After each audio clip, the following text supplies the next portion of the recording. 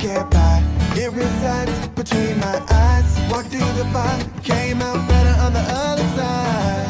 See, life's like a beach if you find the sand. And right now, I feel like 100 grand. You are listening to Inspired Insider with your host, Dr. Jeremy Wise.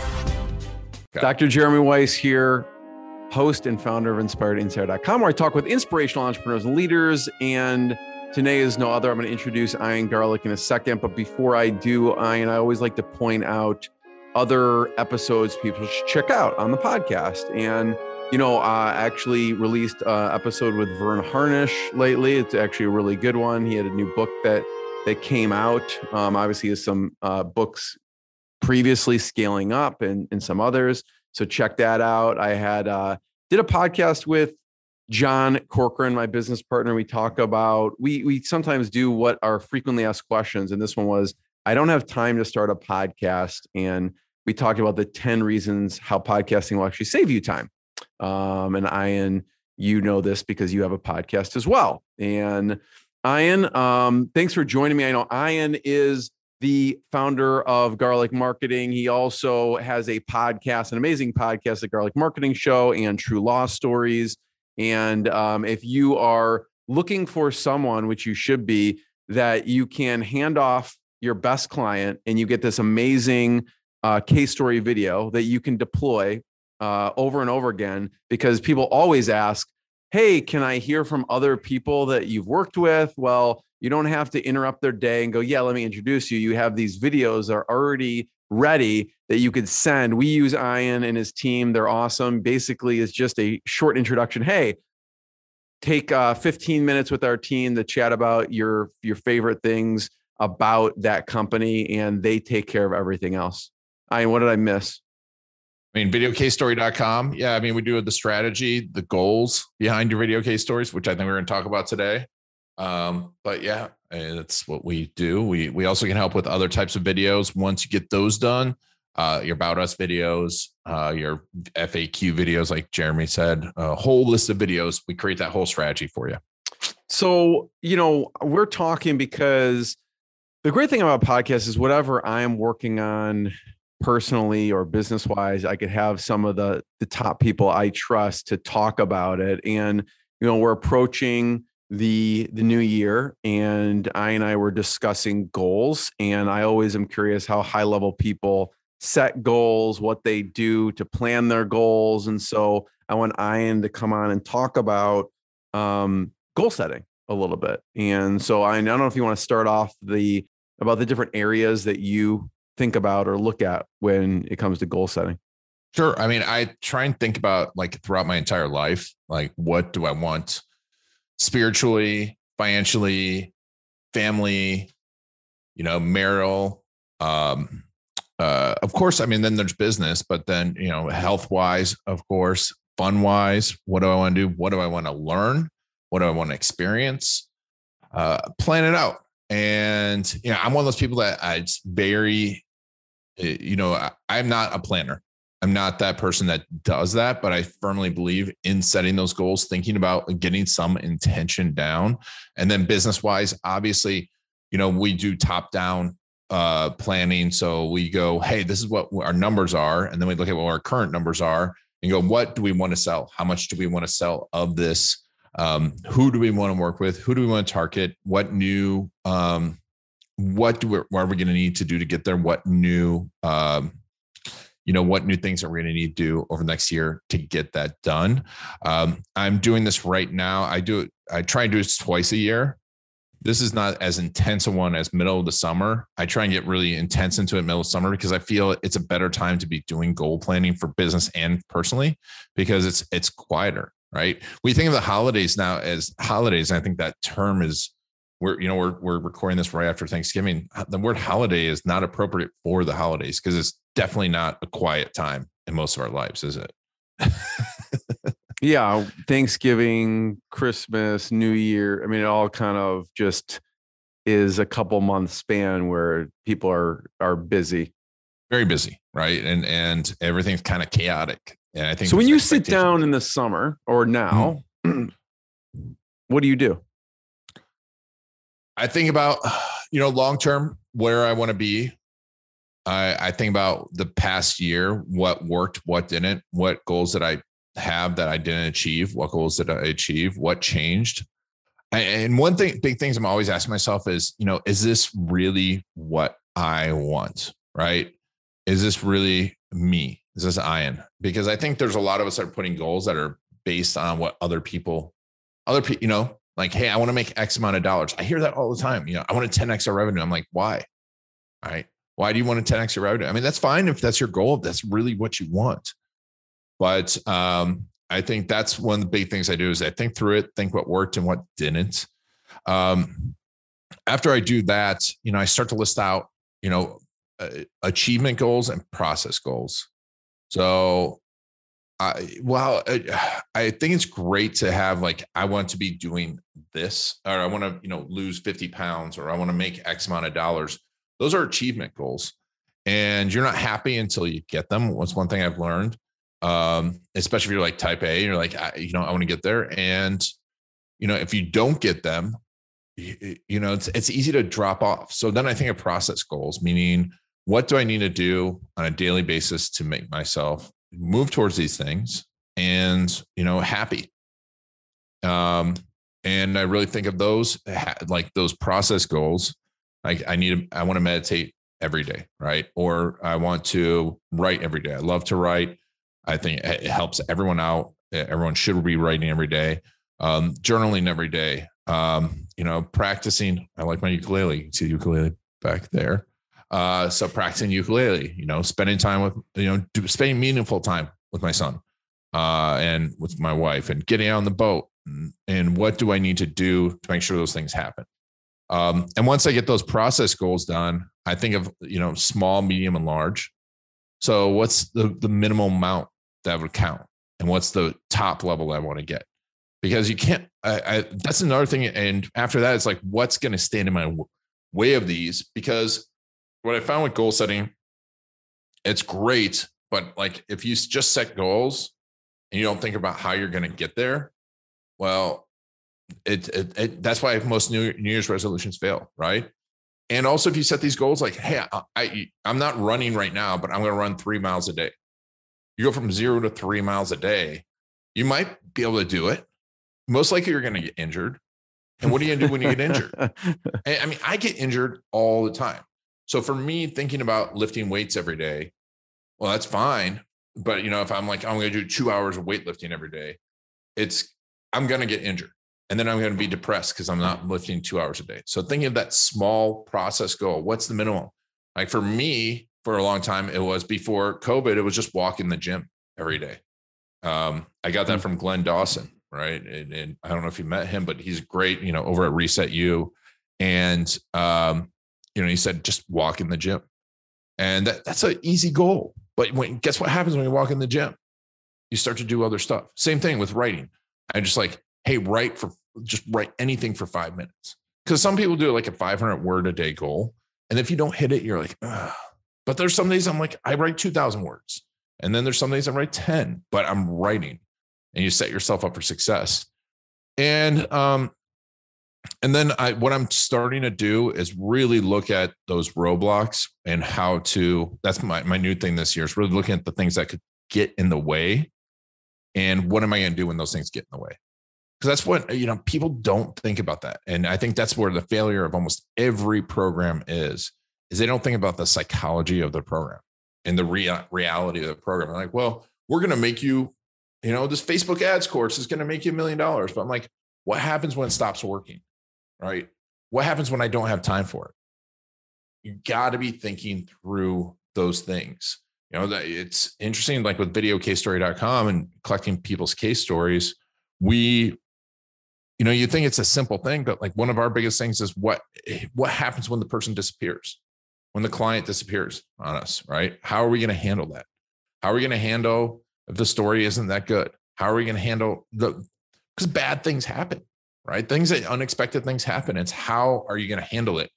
Because that's the number one. I think that's the number one key to success with any type of goal is not planning it. It's not setting the goal. It's thinking about what you're going to do and what are you going to do when things get in the way. Sorry, I just talked a lot, but no, that's good. I want to break some of that down as far as roadblocks and small goals, but just more of a logistical thing. How do you document it? Do you do this on a piece of paper? Do you do this when you sit down and do this? Where does it live? Evernote, everything's in Evernote. I've tried handwriting.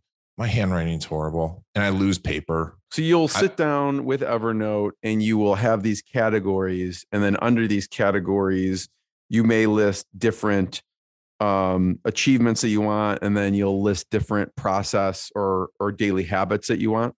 Yep.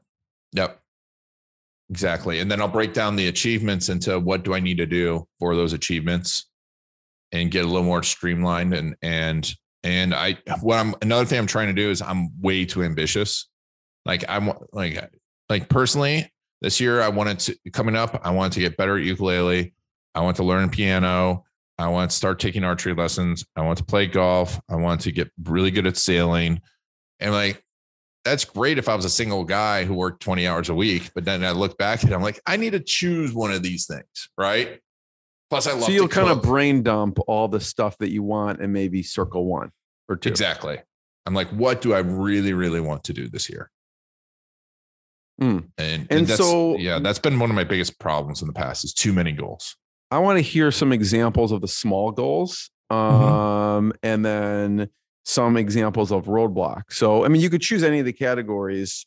It could be, health, fun, business. What are some examples of the small goals on a daily basis?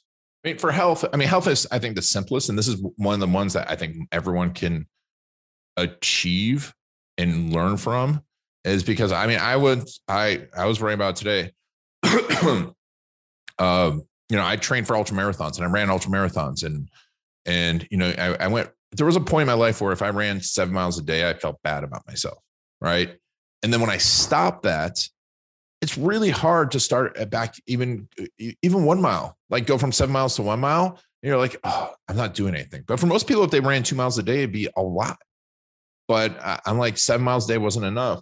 But now I'm like, no matter what, I have a super easy goal. So right now for me, it's walk 10 minutes a day. Right. That's my aerobic. And then absolute minimum, I do 5 minutes with the resistance bands. That's it. And like, I have a super easy resistance band. And, my goal is 10 minutes with a hard resistance band and burn out. And that's like the big goal, but still not that huge. Right. And my goal for walking is 45 minutes to an hour a day. But if I don't get that in, I'm not going to feel bad about myself because I know the little things done every day are what add up, right? The water dripping. I always imagine the water dripping, right? If you crushed 5 gallons of water onto a cement block, it wouldn't do much to it. But if you took and dripped that one drop over the course of a year onto that cement block, there's a good chance you're going to wear away at that block over the course of a year. So those were some examples of small goals health-wise. I'd love to hear, fun or learning or business or family. One of the things that I started doing recently is Chad Rubin told me about this app called The Way of Life. And it's like, I think $6 lifetime. And it's basically just a checklist. And I put down some of the things I want to do daily. And that's like a yes or no. Did you do it or not? And it kind of you could see the trends over time, but it kind of holds me accountable each day to just click a button to say, did I do this today or not? And like you said, I like what you said about just something that's simple.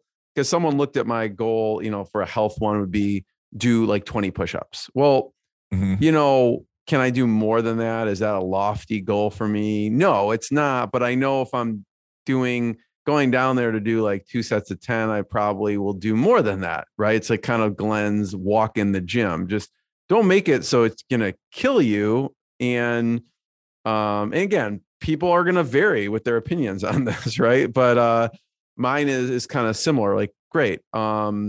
Just get it small so that I can actually do it. So what are some of the other ones that you have?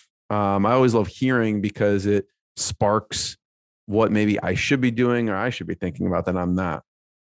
Let me see here, goal wise. So we talked a little bit the health ones. And what about, I don't know, a business one or a fun one? I mean, business wise, business for us, we're looking to develop, we have a partnership. We're looking to develop partners, other agency partners. So we have a partnership goal, right? We also have, I definitely want to get out 100 podcast episodes next year. So that's a goal for me. And I want to do 190-day sprints of YouTube videos. So those are all process goals, right? I'm not looking at subscribers. That's a dangerous thing. If it's not direct, because it's really you can't tough. Control it. You can't. Well, not only unless you have a lot of paid traffic, but yeah. But you can control the number of subscribers. But is that subscriber going to lead to my other business goals? Right. I was reading. I think I was reading the new I forget his name, from a strategic coach, Dan Sullivan, and Benjamin Hardy's book. And they had a good story about about the crew team, the British crew team. I forget what year, but basically they switched their question at everything that they did. Is this going to help us row faster? Is this going to help the boat go faster? Every single thing. And it's a great, and that's what I try and put my goals around. So getting a YouTube subscriber won't necessarily lead to your goals necessarily. It won't. So, content wise, I definitely have some ranking goals for video case story. I want to rank and really rank for some key terms there. Number of we want to be doing at least 10 new clients a month for videocasestory.com. So that's a lot of clients we're going to onboard. And then we are creating a new, I have a new package to work directly with me that I want to work with 6 people next year. And so we have that set up. And so, it's a 6-figure package, but it's an intense 2 days of video shooting and getting a ton of video content done. And then on the fun or family side, but I like what you said there, because, when it's in your control, that's key. So it's like, well, if you look at, clients, right? It's not in your control if a client says yes or no, but it is in your control if you're like, I'm going to reach out to 5 partners a day to do X, Y, Z, right? And that is in your control. We always talk about that lagging and forward indicators, forward goals, right? Because like you said, you can have the lagging one, which is number of clients, dollar investment. The forward goal, the goal that you can achieve, the goal that you can activate is the things that you can actually do. And, you want to make sure your goals are based around that. Fun goals. We're going to Italy next year, which is going to be fun. I definitely want to be taking, I'm adjusting my work schedule because I get up so early, and I know you won't like this, but I don't want to work 12 hours a day every day. You get up at 3 or 4 in the morning. Yeah, I get up 4:30. But I want to, start work about 6, end about 2 or 3. And, and I definitely want to do more writing. So I want to publish some fiction next year. So that's one of my goals too. But fun goals, we've got that is, I do one fun thing a week with my son. That's not on the screen because he likes video games a lot. So, which incorporates in that. Trying to figure out the fun stuff for me because it gravitates. It's really tough for me to not make fun stuff into work. And I'm like, I love going on the boat, so I'm going to invite all my business colleagues on the boat, and it's going to become a business meeting. So, but I enjoy that. You combine them. I always combine them. So the fun may be go on my boat twice a week or something like that. And then every day, every day. And then family wise, any other goals, daily goals, weekly, monthly? Family wise, definitely at least date night twice a week. That's wife wise. I haven't gotten really specific with I've got stuff, we want to work on Max's financial plan. And one of my big things this year is getting him start thinking about money and work different. So that's one of my goals for this year How too. So? Well, because, he's 8, 9, but I want him to start realizing what work is and how to think about money. Because I think that's something kids are not educated well in. My parents showed me how to work, but they didn't show us how to control money, how to think about money, and just go work harder and make more money. Mm-hmm. What are you going to do? So one of the things we actually read the book Opposite of Spoiled. I don't know if you've heard of it, but you recommended it. We implemented that based on the book, which is very simple. It's like there's a give jar, a spend jar, a save jar, and there's one other jar that I'm forgetting. There's 4 jars. And whatever the allowance is weekly, it doesn't matter what it is. It doesn't matter if it's like 50 cents or $1 or $1 for each jar. It doesn't matter. The point is the amount of money goes into all the jars. And then and people can check out the book. I'm not going to do it justice, but you can, if they ask for something, you're in Target or something. Oh, I want this. Well, do you have enough in your spend jar? So it becomes less of, I'm going to get this for you, more of, well, then they have to make a decision. Well, do I want to blow all my money on this toy or not? And also the give part is they choose like a charity, the process of choosing a charity, and because that's your give. You're not taking out of that give for spend. So it's like, that's the give. So you choose. So each of the girls chose a charity and, bought a coat for someone who doesn't have a coat this winter. I mean, obviously not in Florida, but but in Chicago. So there's stuff that it kind of is the financial literacy, but also there's the other aspects of having money also. So I know we're you have another call in a bit, but just to wrap things up here with Roadblocks. What are some of the examples of roadblocks that you have thought about? And again, it could be health, fun, business, just so people start thinking, because I like that you point out the roadblocks and goals. We're not even thinking of that. At least I'm not. Yeah. I mean, roadblocks, health is one. Coming back to a simple one is, what do I do when I'm traveling? Right. And I don't feel like doing it, or, what do I do when I haven't planned out my meals? Right. And all that's available is junk food. What do I do when our marketing campaign isn't working? Right. What do I do when I don't feel like doing some of this stuff? And those, there's gonna be times when you don't feel like it with your marketing campaign. What do you do when that's not working? What's going to happen when your marketing is not working? What's going to happen if I'm not, drinking? If I don't get the water I want every day, drink water every day. I'm just looking at my goals right now. What's going to happen if I don't limit the amount I eat out per week? Because I love to eat out. But I'd love to eat out, but sometimes it's just like a default to eat out. What's going to stop me from regularly reviewing our financials? And how am I going to be kept accountable? Those are all things that I make a list of what can stop me and what am I going to do in that case. I love it.